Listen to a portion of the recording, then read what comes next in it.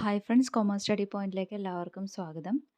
Mahatma Gandhi യൂണിവേഴ്സിറ്റിയോട് affiliate ചെയ്തിരിക്കുന്ന എല്ലാ arts and science കോളേജുകളിലേക്കുമുള്ള 4 വർഷ ബിരുദ ഓണേഴ്സ് പ്രോഗ്രാമുകളിലേക്കുള്ള അപേക്ഷ ഇപ്പോൾ യൂണിവേഴ്സിറ്റി ക്ഷണിച്ചിട്ടുണ്ട്. ഓൺലൈനായിട്ടാണ് വിദ്യാർത്ഥികൾ അപേക്ഷ നൽകേണ്ടത്. MG യൂണിവേഴ്സിറ്റിയുടെ ഒഫീഷ്യൽ വെബ്സൈറ്റിൽ നമുക്ക് നോട്ടിഫിക്കേഷൻസും രജിസ്റ്റർ ചെയ്യാനുള്ള ഓപ്ഷൻ എല്ലാം അവൈലബിൾ ആണ്.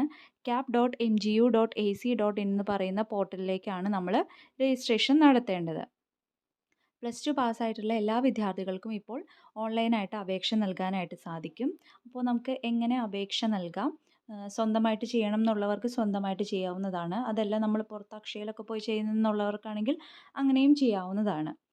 അപ്പോൾ നമ്മൾ അപേക്ഷ നൽകുന്നതിന് മുമ്പ് തന്നെ നമുക്ക് സർട്ടിഫിക്കറ്റ്സ് ഒക്കെ അപ്ലോഡ് ചെയ്യണം. അപ്പോൾ നമ്മൾ എന്തൊക്കെ സർട്ടിഫിക്കറ്റ്സിന് ഡീറ്റെയിൽസ് ആണോ കൊടുക്കാൻ ഉദ്ദേശിക്കുന്നത്, ആ സർട്ടിഫിക്കറ്റ്സ് ഒക്കെ നമ്മുടെ കൈവശം ഉണ്ടായിരിക്കണം. കാരണം അതെല്ലാം സ്കാൻ ചെയ്ത് അതിൻ്റെ കോപ്പികളെല്ലാം നമുക്ക് അപ്ലോഡ് ചെയ്യേണ്ടതായിട്ടുണ്ട്. അപ്പോൾ ഇതിൻ്റെ രജിസ്ട്രേഷൻ എന്ന് പറയുന്ന ഒരു പ്രോസസ്സ് ഒരു 3-4 സ്റ്റെപ്പ് ബൈ സ്റ്റെപ്പായിട്ടാണ് നമുക്ക് രജിസ്ട്രേഷൻ നടത്തേണ്ടത്. അപ്പോൾ ആദ്യം തന്നെ നമുക്ക് MG യൂണിവേഴ്സിറ്റിയുടെ യു ജിയുടെ പോർട്ടലിലേക്ക് നമ്മൾ എടുത്തു കഴിയുമ്പോൾ അതിൻ്റെ മുകളിൽ തന്നെ നമുക്ക് രജിസ്ട്രേഷൻ എന്ന് പറയുന്നൊരു പോയിന്റ് കാണാം. ഒരു ഹോമിൻ്റെ തൊട്ടിപ്പുറത്ത് തന്നെ നമുക്ക് രജിസ്ട്രേഷൻ കാണാം. അവിടെയാണ് വിദ്യാർത്ഥികൾ രജിസ്ട്രേഷൻ നടത്തേണ്ടത്. ആദ്യം നമ്മൾ ഒരു അക്കൗണ്ട് ക്രിയേറ്റ് ചെയ്യണം. ആ അക്കൗണ്ട് ക്രിയേറ്റ് ചെയ്തതിന് ശേഷം നമുക്കൊരു ആപ്ലിക്കേഷൻ നമ്പറും ഒരു പാസ്വേഡും ഉണ്ടാകും. പിന്നീട് നമ്മൾ നമ്മുടെ എല്ലാ കാര്യങ്ങളും ചെയ്യുന്നത് ആ പാസ്വേഡും ആപ്ലിക്കേഷൻ നമ്പറും ഉപയോഗിച്ച് ലോഗിൻ ചെയ്തുകൊണ്ടായിരിക്കും. അപ്പോൾ ഒരു അക്കൗണ്ട് ക്രിയേറ്റ് ചെയ്യുന്നതിന് ഏറ്റവും ആദ്യം വേണ്ടത് മൊബൈൽ നമ്പറും ഇമെയിൽ ഐ ഡിയാണ്. കാരണം ഒരു മൊബൈൽ നമ്പറും ഒരു ഇമെയിൽ ഐ ഡിയും ഉപയോഗിച്ചിട്ട് ഒരു അക്കൗണ്ടാണ് നമുക്ക് ക്രിയേറ്റ് ചെയ്യാനായിട്ട് സാധിക്കുന്നത്. അപ്പോൾ മൊബൈൽ നമ്പറും ഇമെയിൽ ഐ ഡിയും കൊടുക്കുമ്പോൾ ശ്രദ്ധിക്കുക. പിന്നീട് യൂണിവേഴ്സിറ്റിയുടെ അഡ്മിഷൻ സംബന്ധപ്പെട്ടിട്ടുള്ള എല്ലാ നോട്ടിഫിക്കേഷൻസും വരുന്നത് ആ മൊബൈൽ നമ്പറിലേക്കും അല്ലെങ്കിൽ ഇമെയിൽ ഐ ഡിയിലേക്കും ആയിരിക്കും. അപ്പോൾ അതുകൊണ്ട് തന്നെ മൊബൈൽ നമ്പറും ഇമെയിൽ ഐ ഡിയും കൊടുക്കുമ്പോൾ എല്ലാവരും ശ്രദ്ധിച്ചു കൊടുക്കുക. അപ്പോൾ അതിൽ രജിസ്ട്രേഷനിൽ എന്തൊക്കെയാണ് ഉള്ളത് നമുക്ക് ആദ്യം ചെക്ക് ചെയ്ത് നോക്കാം. രജിസ്ട്രേഷൻ എന്ന് പറയുന്ന ഓപ്ഷൻ ക്ലിക്ക് ചെയ്ത് കഴിയുമ്പോൾ നമുക്ക് വരുന്ന പേജാണിത്. ഇതിൽ ഒരു 6 സ്റ്റെപ്പായിട്ടാണ് നമ്മൾ യൂണിവേഴ്സിറ്റിയുടെ ആപ്ലിക്കേഷൻ പ്രോസസ്സ് എന്ന് പറയുന്നത്. അപ്പോൾ അതിൽ ആദ്യം വരുന്നത് അക്കൗണ്ട് ക്രിയേഷനാണ്. നമ്മളൊരു അക്കൗണ്ട് ക്രിയേറ്റ് ചെയ്യണം. അപ്പോൾ അതിൻ്റെ ആദ്യത്തെ പേജിൽ തന്നെ നമ്മുടെ ഡീറ്റെയിൽസ് ഒക്കെ എൻ്റർ ചെയ്ത് കൊടുത്തിട്ട് നമ്മുടെ ആധാർ നമ്പർ, നമ്മുടെ പേര്, കാര്യങ്ങൾ, നമ്മുടെ +2ൻ്റെ രജിസ്റ്റർ നമ്പർ, +2ൻ്റെ board, mobile number, email I D, password, date of birth എന്നീ കാര്യങ്ങളൊക്കെ എൻ്റർ ചെയ്ത് കൊടുത്തിട്ട് നമ്മളൊരു അക്കൗണ്ട് ക്രിയേറ്റ് ചെയ്യുക. നമ്മൾ അക്കൗണ്ട് ക്രിയേറ്റ് ചെയ്ത് കഴിയുമ്പോൾ നമുക്ക് 6 നമ്പറുള്ള ഒരു ആപ്ലിക്കേഷൻ നമ്പർ, അതായത് 6 ഡിജിറ്റ്സ് ഉള്ള ഒരു ആപ്ലിക്കേഷൻ നമ്പറും പിന്നെ നമ്മൾക്ക് മാത്രം അറിയാവുന്ന ഒരു പാസ്വേഡും ഉണ്ടാകും. പിന്നീട് ആ ആപ്ലിക്കേഷൻ നമ്പറും പാസ്വേഡും ഉപയോഗിച്ചിട്ടാണ് നമ്മൾ നമ്മുടെ അക്കൗണ്ടിൽ ലോഗിൻ ചെയ്യുന്നത്. ഓക്കെ, അപ്പോൾ ലോഗിൻ ചെയ്യാനുള്ള ഓപ്ഷനും മുകളിൽ രജിസ്ട്രേഷന് തൊട്ടിപ്പുറത്ത് തന്നെ നമുക്ക് ലോഗിൻ ചെയ്യാനുള്ള ഓപ്ഷനും ഉണ്ട്. അപ്പോൾ നമ്മൾ അക്കൗണ്ട് ക്രിയേറ്റ് ചെയ്ത് കഴിഞ്ഞാൽ നെക്സ്റ്റ് സ്റ്റെപ്പ് എന്ന് പറയുന്നത് പേഴ്സണൽ ഡീറ്റെയിൽസ് കൊടുക്കുക എന്നുള്ളതാണ്. പേഴ്സണൽ ഡീറ്റെയിൽസ് എന്ന് പറയുമ്പോൾ നമ്മുടെ ബേസിക് അഡ്രസ്സ്, കാര്യങ്ങൾ, നമ്മുടെ ഫാദേഴ്സ് നെയിം, മദേഴ്സ് നെയിം അങ്ങനെയുള്ള കാര്യങ്ങളൊക്കെയാണ് വരുന്നത്. അപ്പോൾ അതിൽ പേഴ്സണൽ ഡീറ്റെയിൽസ് ഒക്കെ എൻ്റർ ചെയ്ത് കൊടുക്കുക. അതാണ് സെക്കൻഡ് സ്റ്റെപ്പ് എന്ന് പറയുന്നത്. മൂന്നാമത്തേത് ഓപ്ഷൻ സെലക്ഷനാണ്.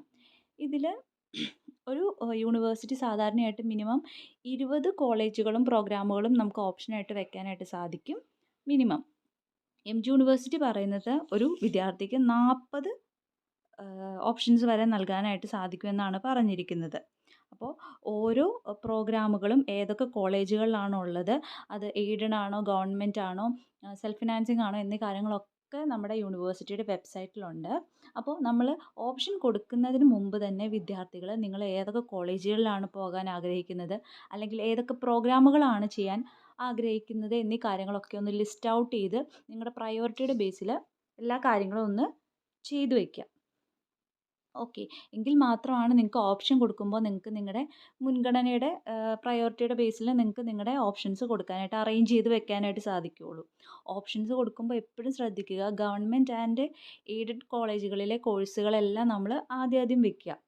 കാരണം സെൽഫ് ഫിനാൻസിങ് എല്ലാവർക്കും അറിയാം, സെമസ്റ്റർ ഫീ, ട്യൂഷൻ ഫീ ഒക്കെ കൂടുതലായിരിക്കും. അവിടെ നമുക്കതെല്ലാം പേ ചെയ്യേണ്ടി വരും. പക്ഷേ ഗവൺമെൻറ് ആൻഡ് എയ്ഡഡ് കോളേജുകളിൽ അങ്ങനെയൊരു ഫീ പേയ്മെൻറ്റ് വരുന്നില്ല. അതുകൊണ്ട് തന്നെ നിങ്ങളുടെ കോഴ്സുകൾ ഗവൺമെൻറ് കോളേജുകളിലും എയ്ഡഡ് കോളേജുകളിലും ഉണ്ടോ എന്ന് നോക്കുക. നിങ്ങളുടെ അടുത്ത് അവൈലബിൾ ആണോ എന്ന് നോക്കുക. അതിനനുസരിച്ച് നിങ്ങളുടെ ഓപ്ഷൻസ് ക്രമീകരിക്കുക എന്നുള്ളതാണ് നിങ്ങൾ ആദ്യം ചെയ്യേണ്ടത്. അതിനുശേഷം മാത്രം ഓപ്ഷൻ കൊടുക്കുക. അപ്പോൾ ഇതിൽ നിങ്ങളുടെ കോളേജുകളും പ്രോഗ്രാമുകളും ഒക്കെ അറിയാൻ വേണ്ടിയിട്ട് ഏറ്റവും മുകളിലായിട്ട് colleges and programs and find your college എന്ന് പറഞ്ഞിട്ട് 2 ഓപ്ഷൻസ് നിങ്ങൾക്ക് കാണാനായിട്ട് സാധിക്കും. അതിൽ ചെക്ക് ചെയ്ത് നോക്കി കഴിഞ്ഞ് കഴിഞ്ഞാൽ നിങ്ങളുടെ കോളേജിനെ പറ്റിയിട്ടുള്ള ഈ എം ജി യൂണിവേഴ്സിറ്റിയുടെ കീഴിൽ അഫിലിയേറ്റ് ചെയ്തിരിക്കുന്ന കോളേജുകളെ പറ്റി സകല ഡീറ്റെയിൽസും നിങ്ങൾക്ക് കിട്ടുന്നതായിരിക്കും. കോളേജസ് ആൻഡ് പ്രോഗ്രാംസ് ക്ലിക്ക് ചെയ്യുമ്പോൾ നമുക്ക് വരുന്ന പേജാണിത്. List of programs M G university കോളേജുകളുടെ കീഴിൽ വരുന്ന പ്രോഗ്രാമുകളാണ് ഇതിൽ വരുന്നത്. അപ്പോൾ ഇതിൽ നമ്മൾ BA ഹോണേഴ്സ് മലയാളം ഇപ്പോൾ ഏതെങ്കിലും ഒരു കോഴ്സ് എടുക്കുകയെന്ന് വയ്ക്കുക. അപ്പോൾ അതിൽ വരുന്നതാണ് കണ്ടോ.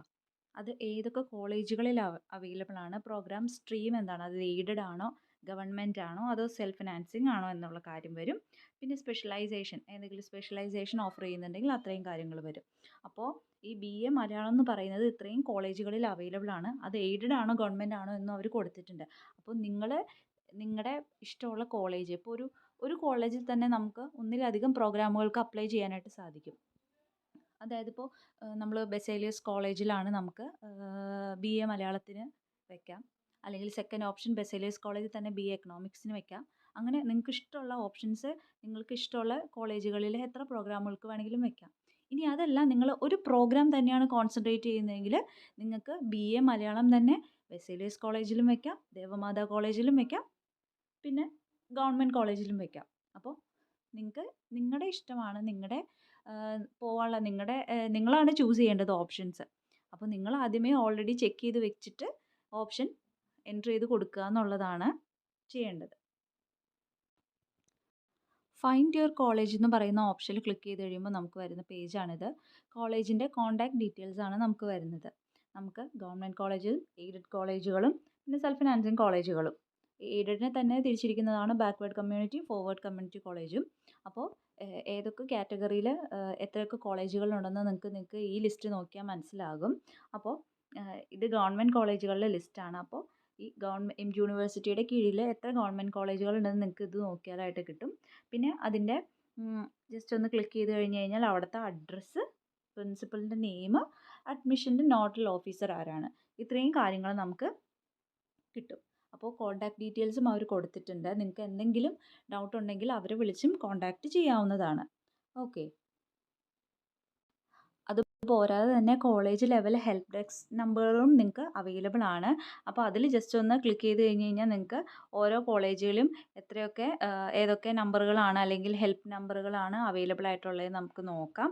നമ്മൾ ഒരു കോളേജിൻ്റെ പേര് എൻ്റർ ചെയ്ത് കൊടുത്തു കഴിഞ്ഞാൽ അവിടെ പ്രിൻസിപ്പലിൻ്റെ പേര്, നമ്പർ, പിന്നെ അഡ്മിഷൻ നോഡൽ ഓഫീസറിൻ്റെ പേര്, നമ്പർ, പിന്നെ ഹെൽപ്പ് ഡെസ്കിലുള്ള നമ്പറുകൾ, അത്രയും ഡീറ്റെയിൽസ് അവർ കൊടുത്തിട്ടുണ്ടാവും. അപ്പോൾ നിങ്ങൾക്ക് എന്തെങ്കിലും ഡൗട്ട് ഉണ്ടെങ്കിൽ കോളേജുകളിലും വിളിച്ച് നിങ്ങളുടെ ഡൗട്ട് ക്ലിയർ ചെയ്യാവുന്നതാണ്.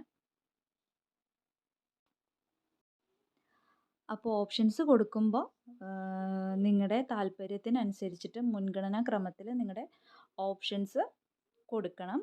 പിന്നെ അതിന് ശേഷം വരുന്നത് ഫീ പേയ്മെൻ്റ് ആണ്. ഓൺലൈനായിട്ട് തന്നെയാണ് ഫീ അടയ്ക്കേണ്ടത്. ഇതിനായിട്ട് നിങ്ങൾക്ക് ഡെബിറ്റ് കാർഡ്, ക്രെഡിറ്റ് കാർഡ് അല്ലെങ്കിൽ ഇൻ്റർനെറ്റ് ബാങ്കിങ് ഏത് വേണമെങ്കിലും യൂസ് ചെയ്യാവുന്നതാണ്. നിങ്ങൾ സക്സസ് ആയിട്ട് ഫീ പേ ചെയ്ത് കഴിഞ്ഞാൽ പിന്നെ നിങ്ങളെ വീണ്ടും ആപ്ലിക്കേഷൻ പേജിലേക്കാണ് നിങ്ങൾ റീഡയറക്റ്റ് ചെയ്യുന്നത്. അവിടെ നിങ്ങൾക്ക് സർട്ടിഫിക്കറ്റ്സ് ഒക്കെ അപ്ലോഡ് ചെയ്യാം. അതിനുശേഷം ഫൈനൽ സബ്മിറ്റ് ചെയ്യാം. അതായത് ഫൈനലായിട്ട് നിങ്ങൾക്ക് എല്ലാ ഡീറ്റെയിൽസും ഒന്നുകൂടെ ചെക്ക് ചെയ്ത് നോക്കിയിട്ട് നിങ്ങളുടെ ആപ്ലിക്കേഷൻ സബ്മിറ്റ് ചെയ്യാവുന്നതാണ്. ഈ നിങ്ങളുടെ ആപ്ലിക്കേഷൻ നമ്പറും പാസ്വേഡും നിങ്ങൾ മറന്നു പോകാതിരിക്കുക. കാരണം ഇനി അങ്ങോട്ട് ലോഗിൻ ചെയ്യാനെല്ലാം നിങ്ങൾക്ക് നിങ്ങളുടെ ആപ്ലിക്കേഷൻ നമ്പറും പാസ്വേഡും ആവശ്യമാണ്. അതുകൊണ്ട് അത് രണ്ടും ഓർത്തിരിക്കുക, മറന്നു പോകാതെ. പിന്നെ ഫൈനലായിട്ട് നമ്മൾ ആപ്ലിക്കേഷൻ കൊടുത്തതിന് ശേഷം ആ ലാസ്റ്റ് പേജ്, കൺഫർമേഷൻ പേജ് നിങ്ങൾ ഒന്നില്ലെങ്കിൽ ഡൗൺലോഡ് ചെയ്ത് സൂക്ഷിക്കുക, അതല്ലെങ്കിൽ പ്രിൻറ്റ് ചെയ്ത് സൂക്ഷിക്കുക. ഇനി എന്തെങ്കിലും ഒരു പ്രശ്നം ഉണ്ടാവുകയാണെങ്കിൽ തന്നെ നമ്മുടെ കയ്യിലൊരു പ്രൂഫിന് വേണ്ടിയിട്ടാണ്. അപ്പോൾ ജസ്റ്റ് ആ കൺഫർമേഷൻ പേജ് മാത്രം ഒന്ന് പ്രിൻ്റ് എടുത്ത് വെക്കുക. അപ്പോൾ ഇത്രയും പ്രോസസ്സ് കഴിഞ്ഞാൽ നിങ്ങളുടെ ആപ്ലിക്കേഷൻ പ്രോസസ്സ് കംപ്ലീറ്റ് ആയി. ഇത്രയാണ് എം ജി യൂണിവേഴ്സിറ്റിയിൽ നമ്മൾ ആപ്ലിക്കേഷൻ ബിരുദ പ്രോഗ്രാമുകളിലേക്കുള്ള ആപ്ലിക്കേഷൻ പ്രോസസ്സ് വരുന്നത്.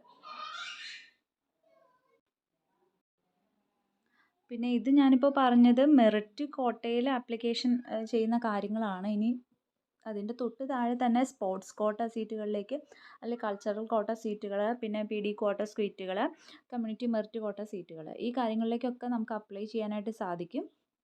അതിന് നിങ്ങൾ ഏതൊക്കെ കോളേജുകളിലാണ് ഈ കോട്ട സീറ്റുകൾ അവൈലബിൾ ആയിട്ടുള്ളതെന്ന് നോക്കുക. പിന്നെ നിങ്ങൾ സ്പോർട്സ് കോട്ടയിലും കമ്മ്യൂണിറ്റി മെറിറ്റ് കോട്ടയിലൊക്കെ അപ്ലൈ ചെയ്യുന്ന ടൈമിൽ അതിന് റിലേറ്റ് ചെയ്തിരിക്കുന്ന നിങ്ങളുടെ സർട്ടിഫിക്കറ്റ്സ് എല്ലാം നിങ്ങളുടെ കൈവശം ഉണ്ടായിരിക്കണം. കാരണം നിങ്ങൾ അപ്ലൈ ചെയ്യുന്ന ടൈമിൽ അതെല്ലാം അപ്ലോഡ് ചെയ്യേണ്ടി വരും. അപ്പോൾ ആ സർട്ടിഫിക്കറ്റ്സൊക്കെ കൈവശം ഉണ്ടെന്ന് ഉറപ്പ് വരുത്തുക. അതിനുശേഷം നിങ്ങൾക്ക് അനുയോജ്യമായിട്ടുള്ള ഓപ്ഷൻ ഏതാണ്, നിങ്ങൾക്ക് ഏതൊക്കെ കോളേജുകളിലാണ് അവൈലബിൾ ആയിട്ടുള്ളതെന്ന് ചെക്ക് ചെയ്ത് നോക്കിയതിന് ശേഷം നിങ്ങൾക്ക് നിങ്ങളുടെ ഓപ്ഷൻസ് നൽകാനായിട്ട് സാധിക്കും.